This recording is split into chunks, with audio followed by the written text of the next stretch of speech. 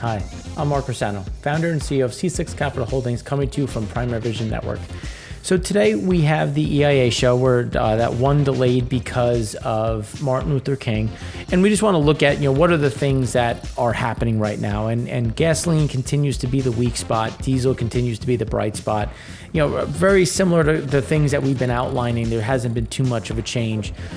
We had a small build in crude, so the build in crude was about 510,000. Barrels, and that was really driven by that big increase in imports that we were expecting. It finally came through, and that's something that is really going to continue over the next few weeks as we see a rebuild, if you will, on storage in PADDIII. Now on the gasoline side, that continues to be fairly elevated, moving pretty much in line with the 5-year average. The naphtha has weakened, and the reason why I say naphtha has weakened and why that matters is because it's going to put more blending components in storage, and because a lot of those blending components can either go into the gasoline pool, or I should say the octane pool, the blending components, or into the petchem space. And we've seen some pressure in the petchem space recently. Distillate continues to be strong, had a draw of 1.43 million.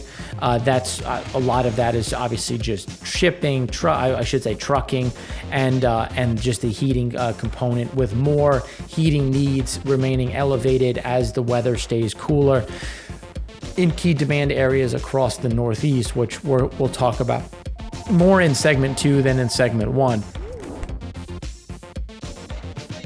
So now when we shift over into some of the other pieces and we want to look at really what is happening across the whole region, we look backwards before we go forwards. And just to give you an idea of, just for those that are joining us for the first time, typically we look backwards, what happened last week, and then we look at what happened today, and then we project on what's going to happen over the next few weeks. And that's how we like to do this, to give you an idea of where we were, where we are, and where are we going to be.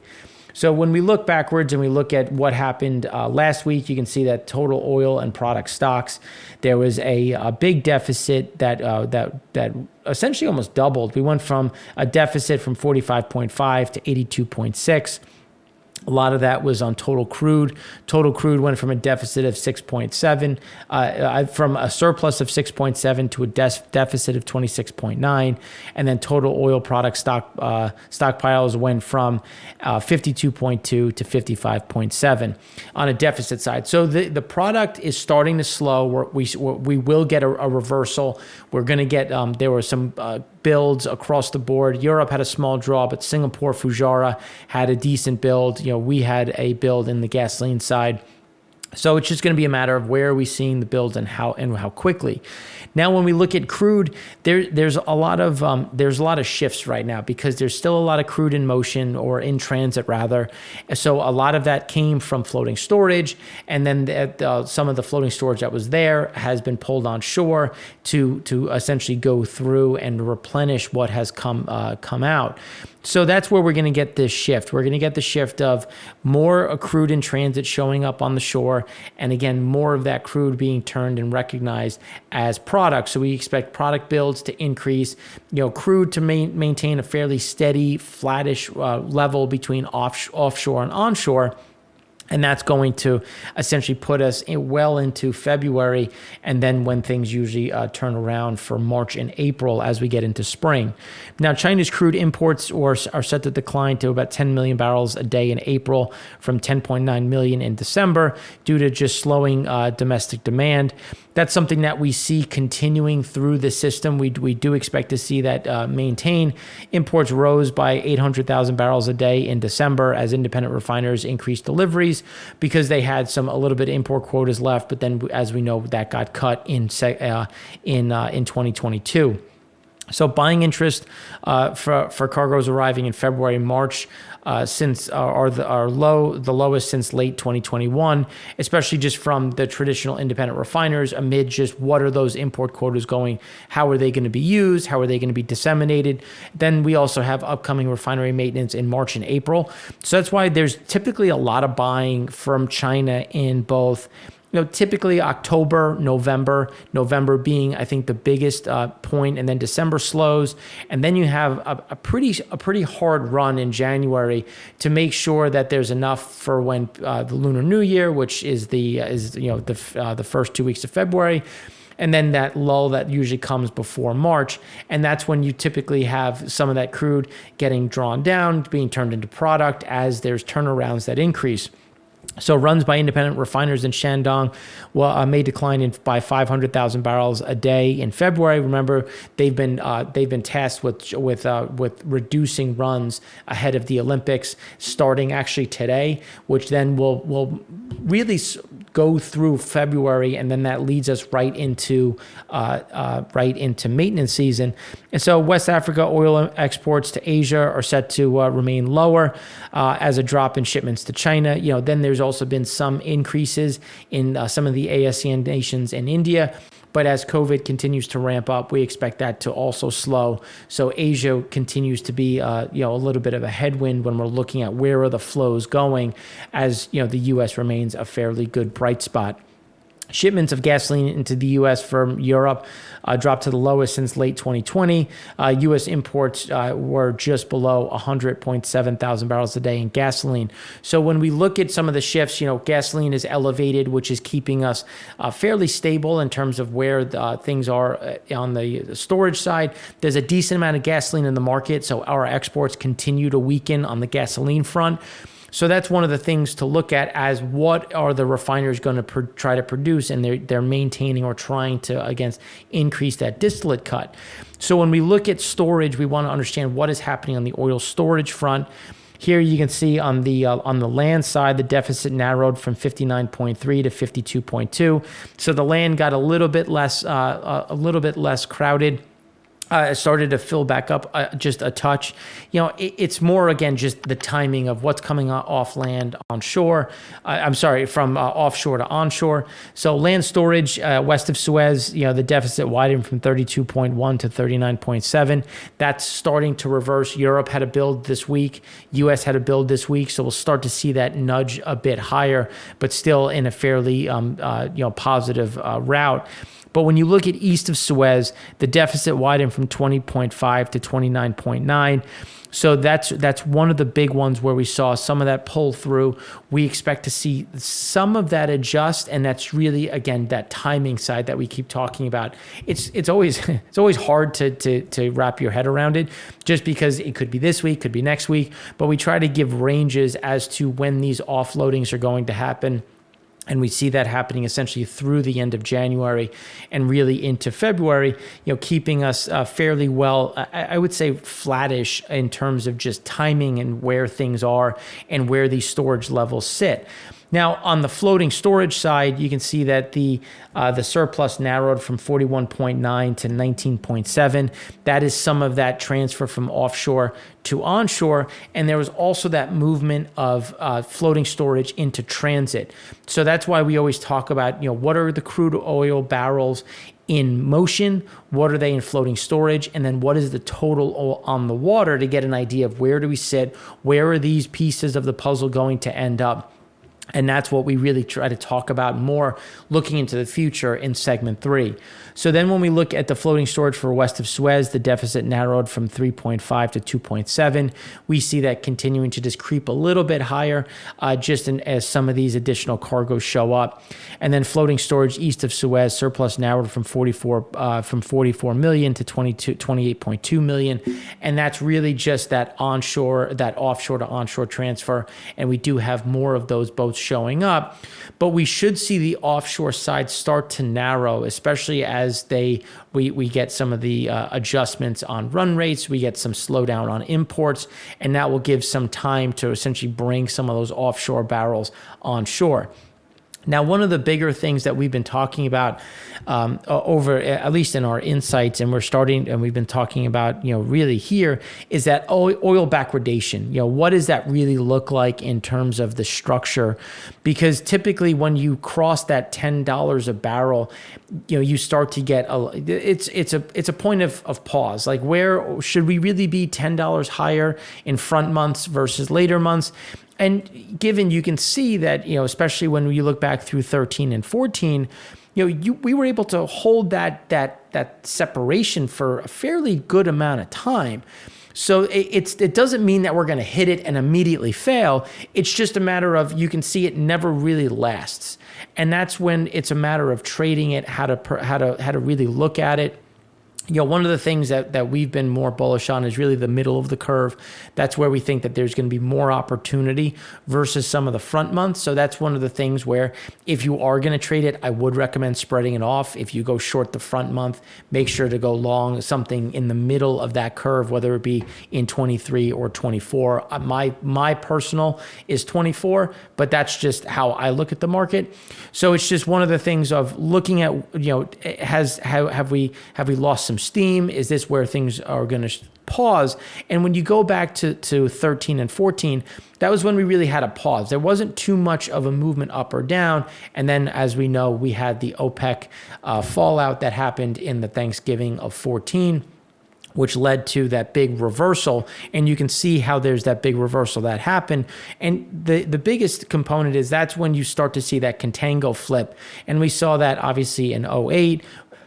We saw it in 14, and then we saw it again in 2019. And unfortunately, or fortunately, depending on how you're looking at this, we're setting up fairly similar to 2019. And that's something to watch in terms of where are we going to shake out, given where products are, product storage is, and where demand is going to shake out. So here's the build. We had the build of 510,000 barrels. That's 50.4 million below the 5-year average. And as you can see, it still remains driven by PADDIII. PADDIII had a drop of 580,000. That's 21.9 million below the 5-year average. And Cushing had a drop of 1.3 million. That's 15 million below the 5-year average. While PADDIII had a build of 2.19 million. And that's bringing us only 8.1 million below the 5-year average.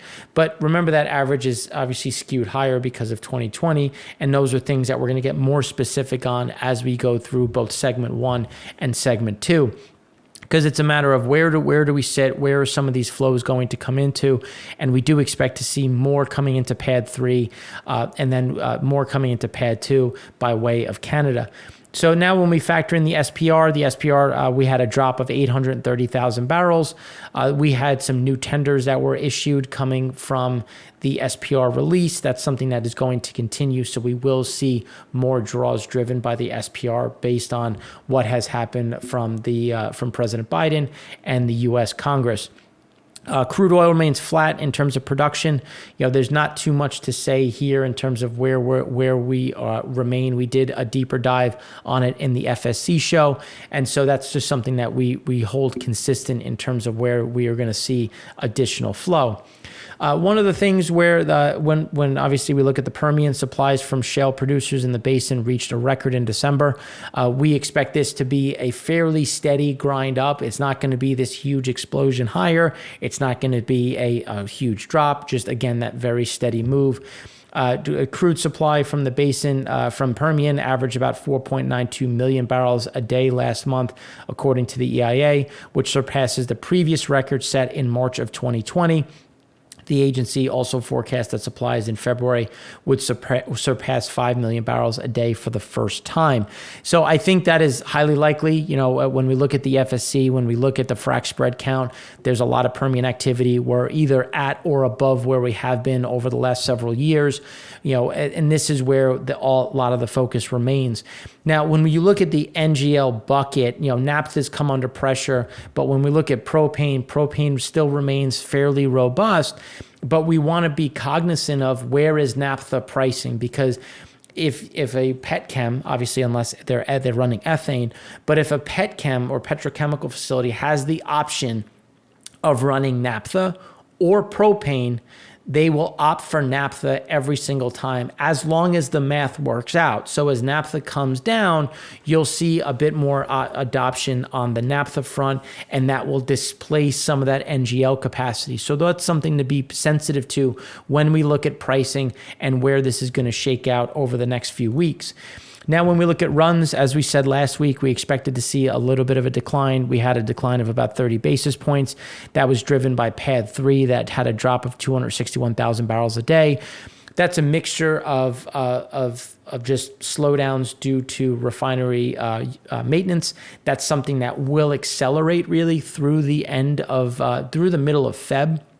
We think there'll be a little bit of a pause here, just in terms of where run rates are. We think we're going to hold fairly steady at about this 81 to 88.5%, and then we'll start to see a fairly steady move down, and really kind of flatline at about 86%, maybe 86.5%, just because there's already scheduled maintenance. Some of that was delayed from 2021. And it's just going to pull things into and continue into February. And then we start to see them come back by end of Feb into March. And then by the time we're getting into April, there's a run up and a ramp as we prepare for summer driving. So then when we look at imports had an increase of 677,000 barrels a day. That was kind of in line with what we were expecting in terms of some of these increases. It was across the board. You had a bounce in PADDIII by 225,000 barrels a day. PADDIII an increase of 227. And then really PADDIII is the one that we thought was going to have a bigger bounce. And it came in at 321,000 barrels a day. That's still 598,000 below the 5-year average. We don't expect to get to the 5-year average anytime soon. It's just that PADDIII is going to have to try to manage as they look to make more distillate, try to capture some of that diesel cut. The barrels will get a bit heavier, which again is going to come from the ocean, from the water, not from shale. So that's where we expect to see more of these imports continue into the U.S. Implied demand, we had the bounces that we were expecting, especially in disti. We finally had that makeup number that we were talking about. So gasoline increased by 318,000 barrels a day, going from 7.9 to 8.2. That's still below the 5-year average, but we had several winter storms. People go out, try to get gas ahead of it. And if you need a little trick as someone who actually loves driving in the snow and has done it a lot, make sure you have a full gas tank. The more weight in the car, the better. It's less for me about making sure that I can get gasoline, but really just making sure that there's maximum weight in the rear of the car. Yeah, and then another little trick for those that might need it: keep kitty litter, because kitty litter is actually great for getting traction if you get stuck in a ditch or if you just slide off. Kitty litter, I find, it's something that is just one of those little things. Is a bit better than sand, but again, just these little anecdotal things. So here we had an increase of 318. We don't see that going up much higher. We had one more storm, but we don't see too much in terms of additional flow through. So we think that'll come down a bit. Not so much get back to 7.9, but really stay between that 8 to 8.1. Distillate, we had an increase of 807,000 barrels a day. That's 541,000 above the 5-year average. We think it stays above 4 million. We don't really, that drop below 3.7 was more due to kind of these unknowns in timing. And so that's where we really shouldn't have gone that low. So we really should stay elevated. Jet fuel will continue to creep lower as demand struggles from 5G, from weather, from COVID. So that's where we see some of the other headwinds. But gasoline will be the one that has a little bit of a drop. So now when we look at some of the different inventory levels, when we look at total crude, we're now above where we were in 2018. Slight increase. You can see that on a crude level, on a totality speaking, things stay fairly flat as we go through March. We expect to have some steady increases. Small, like we're not expecting this huge 10 million barrel a day increase, but we do expect to see some steady grind higher of about 1 million, 1.5 million barrels additional in storage. And this is really just in terms of getting the mix right. Seeing additional from Canada. We saw a decent amount. We saw a sizable drop in storage from Canada into the U.S. That's really driven by the pipeline now operational. That should spur some more activity in Canada, keeping things shifting down. Plus, we also had some weather normalize a bit, opening things back up. But it's really what's going to come into PADDIII that will be a bigger driver. And I think it really puts us much closer to where we were in 2020 when you look at that yellow line. And it's really just going to be a kind of a steady grind up to those 2020 levels. Now, when we look at what's going to cause that, the supply of crude, this is looking at days of supply. You can see that they're still fairly elevated, and it's really, even though we have a fairly low crude storage in relation to historics, it's also, we have a much lower refinery utilization rate compared to historics. So that offsets, which keeps us fairly elevated when we look at it on a days of supply for crude oil, which will also shift higher a bit more this week as we go through and then go into next week. So we should see the days of supply actually going to continue to increase over the coming few weeks. Now, when we look at commercial oil storage and products, typically we see an increase. So the fact that we saw an increase today, not seasonally normal. You can see that we're obviously starting at a much lower level than previously. We're right between 2015 and 2018, a little bit closer to 18. And the biggest driver for that remains diesel. Distillate continues to be very low. Oil remains on the low side due to PADDIII. And again, that's keeping us in that level, but we do expect to climb that ladder a bit and get much closer to the 2018 numbers when we look at both crude oil, and then this is looking at the four big ones, which is gasoline, diesel, jet fuel, and residual. So now when we look at gasoline, you can see gasoline storage, very much seasonal norms. Typically, we have this grind higher. We're tracking 2017 and 2019 almost to a T when you look at that rate of change. We just expect this to continue to go along these seasonal norms. We don't see much deviation from that, so we will see another build, and that'll continue to grind higher. And then typically we start to level off as we get into February. And then February, and then you get that drop as things start to pick up, because we get this one little bright spot that usually happens in that March-April timeframe, March timeframe, as you have winter break, spring break, and that pulls something through. Then you get another little increase in storage, and then that takes us right into summer driving. So distillate, as I said before, we continue to be in a very bright spot when we're looking at distillate. This is really the bigger driver when we're looking at some of these shortfalls. It remains on the diesel front, which is where we saw some increase in imports, but this is where the demand remains at the strongest. Jet fuel is very far out of the normal, as you can see. Even though it looks like it's much worse, it's only about 5 million below the five-year average. But this is just because kerosene can be kept in the distillate cut. Based on where distillate is pricing, it makes sense to keep the kerosene there, especially because jet fuel demand remains fairly weak. And we'll talk more about that in segment 2, looking at TSA passengers and what is being departures. Looking at the crude curve, here you can see that there's been this massive accelerated move on the front end. So we're now well above 80 as we go through essentially August of 2022. You can see through we're pretty deep into 2023, above 75. But the whole curve is now above 60, and I think that's a more important one to look at when you're considering, investment in some of these other areas, some of these offshore projects. That's where I think we're going to get a bit more interest as we have additional projects that are sanctioned in both Latin America as well as the Middle East.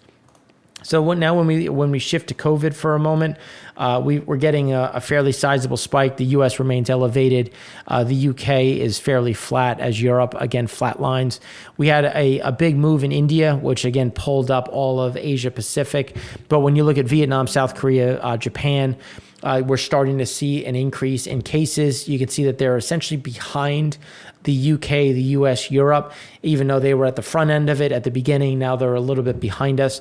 We expect to see Omicron increase, see an increase in Omicron cases. Delta cases, we've seen it in China. We're seeing it throughout Asia. which is going to cap some of that demand, especially as we go into Lunar New Year.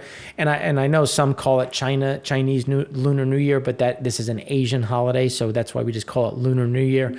We just expect to see a bit of some hesitancy, if you will, about going to see family, because this is typically a very big migration period in terms of going to see family, going home. So we're going to talk about that in segment 3 when we look at some of the estimates from some of the bigger nations. Now, when we look at PADDIII builds, here you can see we're now above 2019 levels. I expect us to 2020 levels. I expect us to continue to, again, go much closer to where we were in 2019. And just looking at seasonality, it's very seasonally normal. We've started this at this level. That in 2016, in 2020, in 2019. So this is very comfortable for where we are on PADDIII, and we expect this to have a fairly seasonably normal move, I should say, where we get some increases into the beginning of February. Cushing remains right around where we were in 2015. We started here in 2020. So I expect us to be fairly similar to where we were in 2020. If you look at just the movement of the crude, as PADDIII increases imports, this will displace some and leave it in Cushing. So I don't expect huge builds, but if you look, it's just this kind of waffling back and forth. And I think we just flatline right around here into the end of Jan into Feb. When we look at crude oil and floating storage, a little bit of a drop, but we're starting to see that reverse a bit, just again staying pretty much right in the low end of the cloud and far away from the 5-year average, which we still think will be the case. Now, when we look at PADDIII, the imports increased right back to where we were in 2020. We should see this kind of ebb and flow, but I do think we're going to move a bit closer to that blue line, which is the 5-year average. Again, not a huge move. It's just we're going to be right in the middle of that cloud as we drift a little bit higher and get a little bit closer as some of these heavier cargoes come into the system. PADDIII had that increase still in the upper end of the cloud. We expect it to remain above the 5-year average, but stay seasonally normal. So we should get a bit of a drop, or one more increase than a drop. But again, just still elevated, still additional flow through, and that's really because of where storage is in PADDIII, more than enough storage, and just based on run rates that we're seeing out of refiners in that region. So here you can see versus the 29-year average, we're still fairly low. The rate of change is a bit mild, which is why we're going to run right into the average as we get into January, into the end of January, first week of February. And I think we're just going to essentially match that 29-year average. We started on the lower end just because of where some of the storage is. And then that's going to keep things fairly stable, and then we'll come right back to the average as we get into the end of the month. So that's what we have for you on that overview, looking backwards to look forwards a bit. And now in segment 2, we're going to go a bit deeper into U.S. products and where we see demand for the next few weeks.